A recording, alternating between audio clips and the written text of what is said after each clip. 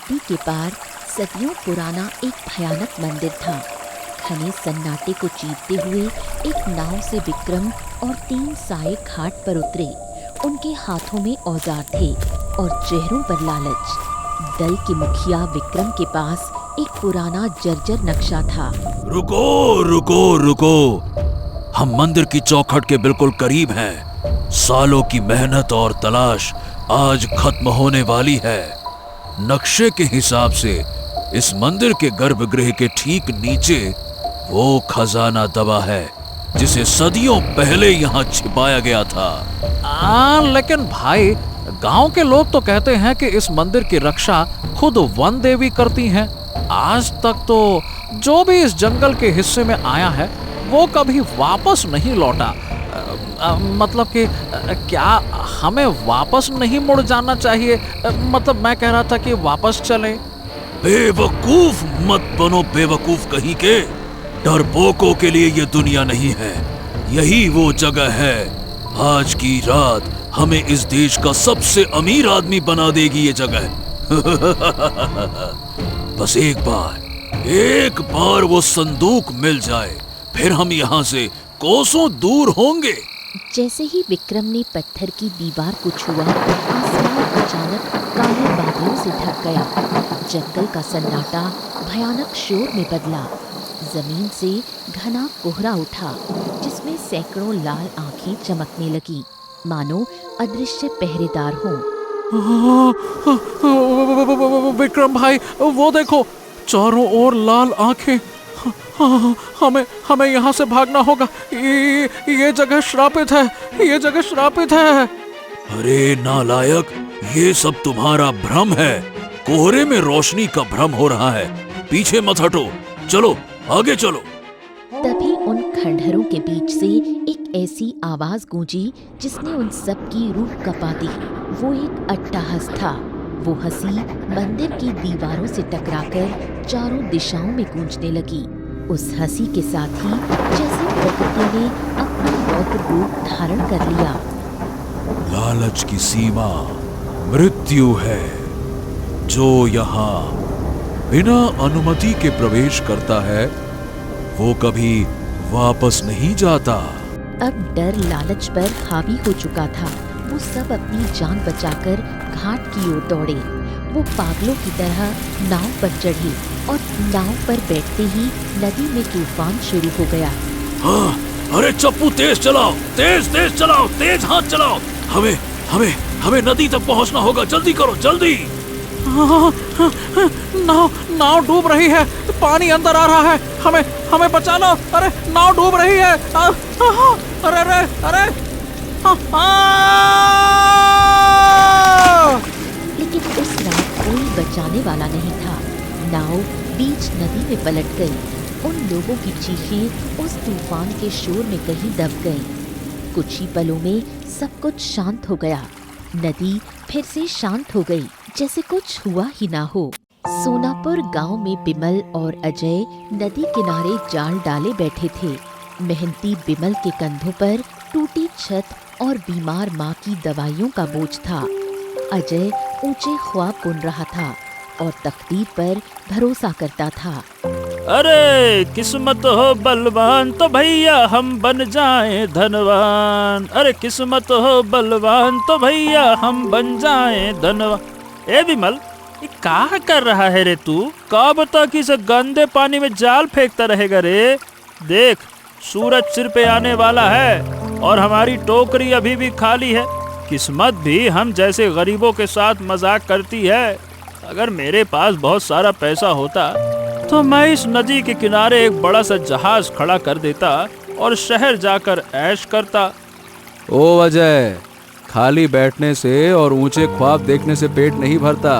मेहनत करेंगे तभी तो 2 वक्त की रोटी मिलेगी ना। गांव में अकाल पड़ा है, लोगों के पास खाने को दाना नहीं है। हमें जो मिल जाए उसी में संतोष करना चाहिए। आज नहीं तो कल वक्त बदलेगा जरूर। अचानक नदी के किनारे एक आदमी कीचड़ और झाड़ियों के बीच फंसा हुआ था। कपड़े फटे हुए थे, लेकिन उनका रंग और सिलाई बता रही थी कि वो इस गांव का तो बिल्कुल नहीं है। वो कोई विदेशी लग रहा था। दोनों दोस्त भागकर उसके पास पहुंचे। ए अजय, जल्दी आ जल्दी आ जल्दी आ, देख तो ये कोई आदमी है। अरे भाई आंखें खोलो। ए भाई, अरे देखो हमें, हम तुम्हारी मदद करने आए हैं। ए अजय, जल्दी से जा पानी लेकर आ, इसकी सांसें तो बहुत तेज चल रही हैं। जा जा जा जा जा। ए विमल, इसके कपड़े तो देख, ये तो कोई बड़ा आदमी लग रहा है। इसके हाथ में क्या है? अरे ये तो हिल रहा है। अरे अरे संभल के विमल, कहीं ये मर न जाए। ए आराम से संभल के। वो अजनबी आदमी अधमरी हालत में था। जैसे ही विमल ने उसे सहारा देकर उठाना चाहा, उस आदमी ने पूरी ताकत लगाकर विमल का कुर्ता पकड़ लिया। उसकी आंखों में एक अजीब सा खौफ था, जैसे उसने साक्षात यमराज को देख लिया हो। उसके होंठ फड़फड़ा रहे थे। वो कुछ कहना चाहता था, कोई चेतावनी या कोई राज। अगले ही पल उसका शरीर ढीला पड़ गया और हाथ विमल के कुर्ते से छूटकर जमीन पर गिर पड़ा। वो मर चुका था। अरे ये क्या हो गया विमल? ए भाई, अब हम क्या करें? पुलिस आएगी तो हम फंस जाएंगे। ए भाई, चल यहाँ से भाग निकलते हैं। हाँ चल। अरे लेकिन रुक, इसकी जेब से कुछ बाहर झांक रहा है। ये तो देख। अजय रुक रुक रुक। अरे क्या कर रहा है तू? किसी मरे हुए इंसान के सामान को हाथ लगाना ठीक नहीं होता। हमें गांव के मुखिया को बुलाना चाहिए। ये आदमी कौन था, यहाँ तक कैसे पहुँचा, ये रहस्य है। ए भाई, मुखिया को बाद में बुलाएंगे, पहले ये तो देख। अजय ने झपट्टा मारकर उस आदमी की जेब से एक पुराना मटमैला कपड़े का टुकड़ा निकाला। जब उसने उसे खोला तो उसकी आंखों में एक चमक कौंध गई। वो कोई साधारण कपड़ा नहीं था, बल्कि एक प्राचीन मानचित्र था। उस पर पुराने मंदिर का चित्र बना था और कुछ गुप्त रास्ते दिखाए गए थे। ये क्या है? अरे विमल, मेरी बात सुन। ये तो वही है, गांव की उन पुरानी कहानियों वाला खजाना। अबे देख तो, ये उस प्राचीन मंदिर का नक्शा है जो जंगल के उस पार है। हाँ, इसका मतलब कल रात जो लोग नाव लेकर गए थे और फिर कभी वापस नहीं आए, वो इसी की तलाश में थे। अब समझ में आया। ए भाई, ये मैंने कहा था ना, किस्मत दे साथ तो हम बन जाए धनवान। ये देख, नक्शा हमारे हाथ लग गया, हमको मिला। क्या बोलूं अजय, ये नक्शा मौत का पैगाम है। देख नहीं रहा इस आदमी की क्या हालत हो गई है। जो लोग खजाने के पीछे गए वो कभी लौटे नहीं। देख भाई, हमें इस झमेले में नहीं पड़ना चाहिए। अपनी मेहनत की रोटी ही सबसे अच्छी रोटी है, समझा? मेहनत? कैसी मेहनत?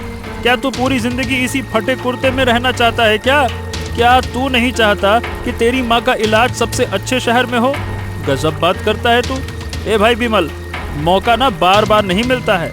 अगर हम सावधानी से जाएंगे तो हमें कुछ नहीं होगा। हम रात के अंधेरे में निकलेंगे, समझा? और सोच, अगर हमें वो खजाना मिल गया तो हमारे गांव की तो गरीबी मिट जाएगी ना। ये भी तो सोच। अरे तू अलग उल्टा, क्या बोलूं मैं। देख भाई, मैं सही बताऊं, मुझे डर लग रहा है अजय। क्या है कि वो मंदिर श्रापित माना जाता है। बुजुर्ग कहते हैं कि वहां की रक्षा कोई अदृश्य शक्ति करती है। तू समझ मेरे भाई। ए भाई, डर को छोड़, डर की पुंगी बना और उड़ा दे। तू मेरा भाई है यार, क्या तू मुझे अकेला छोड़ देगा? बस एक बार मेरे कहने पर चल। अगर खतरा लगा तो हम वापस आ जाएंगे। लेकिन ये सोच मेरे भाई, अगर हम कामयाब हो गए तो हम राजा की तरह जिएंगे। राजा है राजा अजय, राजा विमल। बता, तैयार है तू? बोल, क्या बोलता है? विमल खामोश खड़ा उस नक्शे को देखता रहा। एक तरफ उसकी ईमानदारी और डर था, तो दूसरी तरफ अजय का लालच और उसके घर की तंगहाली। अंत में अपनी मजबूरियों और दोस्त की जिद के आगे विमल ने सिर झुका दिया। उसे क्या पता था कि ये नक्शा उन्हें सोने की दुनिया में नहीं, बल्कि एक ऐसी परीक्षा की ओर ले जा रहा है जहां जान की बाजी लगानी होगी। आधी रात, काले बादलों ने चांद को ढक लिया था। डरावनी सरसराहट के बीच बिमल और अजय प्राचीन मंदिर के द्वार पर खड़े थे। अंदर कदम रखते ही दीवारों से घना सफेद कोहरा निकलने लगा। तभी सन्नाटे को चीरती हुई अनगिनत लाल पीली आंखें चमक उठी। बिमल डर से कांप गया, पर लालची अजय आगे बढ़ा। अचानक एक बिजली कड़की और कोहरा सुनहरी रोशनी में बदल गया। उस दिव्य प्रकाश में सूर्य जैसी तपस्वी आभा और पारदर्शी पंखों वाली वन देवी प्रकट हुई। ठहरो, हे मानव संतान, अपनी मर्यादा की सीमा को मत लांघो। इस मंदिर की देहरी पर कदम रखने वाला हर व्यक्ति भाग्यवान नहीं होता। तुम जिस गुप्त धन की खोज में यहाँ तक आए हो, वो कोई साधारण मिट्टी नहीं है। ये धन केवल उसी का होगा जो अपनी स्वार्थ सिद्धि से ऊपर उठकर दूसरों की भलाई के बारे में सोचेगा। याद रहे, लोभियों के लिए इस स्थान पर केवल विनाश और मृत्यु का वास है। देवी जी, हम बहुत गरीब हैं। वर्षों से हमने भरपेट भोजन नहीं किया है और न ही हमारे पास तन ढकने को अच्छे वस्त्र है। अगर ये धन यहाँ बेकार पड़ा है तो इसे पाकर हमारा जीवन संवर जाएगा ना। हम कोई चोर नहीं हैं, बस अपनी किस्मत बदलने आए हैं। कृपया हमें रास्ता दीजिए ताकि हम अपनी गरीबी की जंजीर को तोड़ सकें। वन देवी, हमें क्षमा कीजिए। मेरा मित्र जो कह रहा है वो अधूरा सच है। देखिए, हम अभाव में तो हैं, लेकिन हमारे गांव की स्थिति हमसे भी बदतर है। अकाल ने खेतों की हरियाली छीन ली है और लोग बूंद बूंद पानी के लिए तरस रहे हैं। हम यहाँ केवल अपने लिए नहीं, बल्कि उन प्यासे कंठों और भूखे पेटों की उम्मीद लेकर आए हैं। अगर आपकी कृपा हो तो हमें मार्गदर्शन दें। शब्दों का जाल बुनना आसान है, लेकिन कर्म ही मनुष्य के हृदय का दर्पण होता है। आज इस पवित्र स्थान पर तुम्हारी परीक्षा होगी। जो तुम चुनोगे वही तुम्हारा भविष्य तय करेगा। मेरे सामने देखो, यहाँ 2 टोकरियां रखी हैं। वन देवी ने अपने हाथ के संकेत से 2 टोकरियां प्रकट की। बाईं ओर की टोकरी सोने की मोहरों और बेशकीमती हीरों से लबालब भरी थी, जिसकी चमक से पूरा गर्भगृह जगमगा उठा था। दूसरी ओर साधारण सी टोकरी थी, जिसमें कुछ सूखे पुराने बीज और मिट्टी का एक छोटा सा कलश रखा था, जिसमें थोड़ा जल था। इन दोनों में से किसी एक का चुनाव करो। एक ओर संसार का सारा वैभव और ऐश्वर्य है, जिससे तुम राजाओं जैसा जीवन जी सकते हो। दूसरी ओर ये बीज और जल है, जो साधारण दिखते हैं, पर इनमें जीवन का रहस्य छिपा है। सोच समझ कर चुनाव करना, क्योंकि तुम्हारी एक पसंद तुम्हें या तो जीवन का सबसे बड़ा सुख देगी, या फिर तुम इस मायावी कोहरे में खो जाओगे और फिर कभी अपने गांव वापस नहीं लौट पाओगे। हे विमल, तू देख रहा है ना, वो सोने की मोहरें। अगर हम इसे ले लें तो हमें फिर कभी किसी के सामने हाथ फैलाने की जरूरत नहीं पड़ेगी। हम इस गांव के सबसे बड़े जमींदार बन जाएंगे रे। इन सूखे बीजों का हम क्या करेंगे? हैं? खेती करने के लिए मेहनत चाहिए, और अब हमारे पास वक्त नहीं है। ये सोना ही हमारी सारी समस्याओं का हल है। अरे अजय, तू रुक जा थोड़ा सा। देवी जी की बातों को समझने की कोशिश कर। ये सोना शायद हमारी भूख मिटा दे, लेकिन गांव की सूखी धरती का क्या होगा? अगर हम ये बीज और जल ले जाएं, तो शायद हम पूरे गांव की तकदीर बदल दें। स्वार्थ में अंधा मत बन अजय। ये परीक्षा हमारे चरित्र की है, हमारे लालच की नहीं। समझ। समय रेत की तरह फिसल रहा है। अपना निर्णय लो। या तुम व्यक्तिगत सुख चुनोगे या लोक कल्याण। याद रखना, एक बार चुना हुआ मार्ग बदला नहीं जा सकता। प्राचीन मंदिर के गर्भगृह में रहस्यमय नीला प्रकाश फैला। सामने दिव्य वन देवी खड़ी थी। उनके समक्ष 2 टोकरियां थीं। एक में सोने की मोहरें थीं और दूसरे में सूखे बीज और पानी का घड़ा। अजय की आंखें सोने की चमक से चौंधिया गई थीं, और उसके लिए बीज घड़ा किसी काम का नहीं था। हे विमल, तू देख रहा है ना, वो सोने की मोहरें। अगर हम इसे ले लें तो हमें फिर कभी किसी के सामने हाथ फैलाने की जरूरत नहीं पड़ेगी। हम इस गांव के सबसे बड़े जमींदार बन जाएंगे रे। इन सूखे बीजों का हम क्या करेंगे हैं? खेती करने के लिए मेहनत चाहिए और अब हमारे पास वक्त नहीं है। ये सोना ही हमारी सारी समस्याओं का हल है। विमल ने अजय का हाथ पकड़कर उसे रोकने की कोशिश की। विमल की आंखों में डर था और मन में गांव के उन मासूम चेहरों की याद जो सूखे के कारण दाने दाने को तरस रहे थे। उसे याद आया कि कैसे गांव की जमीन प्यास से फटी जा रही है और जानवर पानी के बिना दम तोड़ रहे हैं। अजय रुक जा, देवी की बातों को याद कर। उन्होंने कहा है कि केवल निस्वार्थ व्यक्ति ही यहाँ से बचकर निकलेगा। मेरी बात मान। ये सोना केवल हमारी भूख मिटाएगा, लेकिन हमारे गांव का क्या होगा? लोग मर रहे हैं अजय। ये बीज शायद साधारण दिख रहे होंगे, लेकिन इनमें पूरे गांव का भविष्य छिपा हो सकता है। लालच मत कर भाई, लौट चल, लौट चल। लेकिन अजय के सिर पर तो अमीर बनने का भूत सवार था। उसने विमल का हाथ झटक दिया और पागलों की तरह उस सोने की टोकरी की ओर झपटा। उसने जैसे ही सोने की मोहरों को अपनी मुट्ठी में भरने की कोशिश की, एक भयानक गड़गड़ाहट हुई। मंदिर की दीवारें कांपने लगी।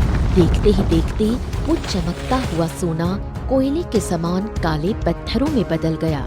इससे पहले कि अजय कुछ समझ पाता, उसके पैर जमीन से चिपक गए और धीरे धीरे पत्थर के बनने लगे। वो जड़वत खड़ा रह गया, ना हिल पा रहा था और ना ही उसके गले से कोई आवाज निकल रही थी। विमल ये सब देखकर कांप उठा, लेकिन उसने हिम्मत नहीं हारी। उसने शांत मन से देवी की ओर देखा और फिर उन सूखे बीजों की ओर। उसने सोचा कि यदि वो सोना ले भी लेता तो उसका गांव तो फिर भी प्यासा ही रहता। उसने धीरे से कदम आगे बढ़ाए और बड़े सम्मान के साथ उन बीजों की टोकरी और पानी का घड़ा उठा लिया। विमल, तुमने आज सिद्ध कर दिया कि तुम्हारी आत्मा में सत्य का निवास है। तुमने खुद के महल बनाने के बजाय दूसरों की झोपड़ियों में रोशनी करने का विकल्प चुना। जो दूसरों के लिए सोचता है, ईश्वर स्वयं उसके लिए सोचता है। जाओ, ये बीज तुम्हारे गांव की मिट्टी का भाग्य बदल देंगे। तुम्हारी ईमानदारी ही आज तुम्हारी और तुम्हारे मित्र की रक्षा का आधार बनी है। वन देवी के मुस्कुराते ही एक तेज रोशनी हुई और अजय फिर से सामान्य हो गया। उसका पत्थर जैसा शरीर फिर से मांस मज्जा का बन गया। वो शर्म से झुक गया और विमल के पीछे पीछे गांव लौट आया। गांव पहुंचते ही विमल ने उन जादुई बीजों को सूखी जमीन में बो दिया और उस घड़े का जल छिड़क दिया। चमत्कार हुआ। रातों रात सूखी जमीन से हरी भरी फसलें लहलहा उठी। जहां धूल उड़ती थी वहां अब खुशहाली थी। अजय ने विमल का हाथ थामा और पहली बार कड़ी मेहनत का संकल्प लिया। दोनों दोस्तों ने मिलकर गांव को एक आदर्श गांव बना दिया। उन्होंने जान लिया था कि सच्ची संपत्ति सोना नहीं बल्कि ईमानदारी और निस्वार्थ कर्म है।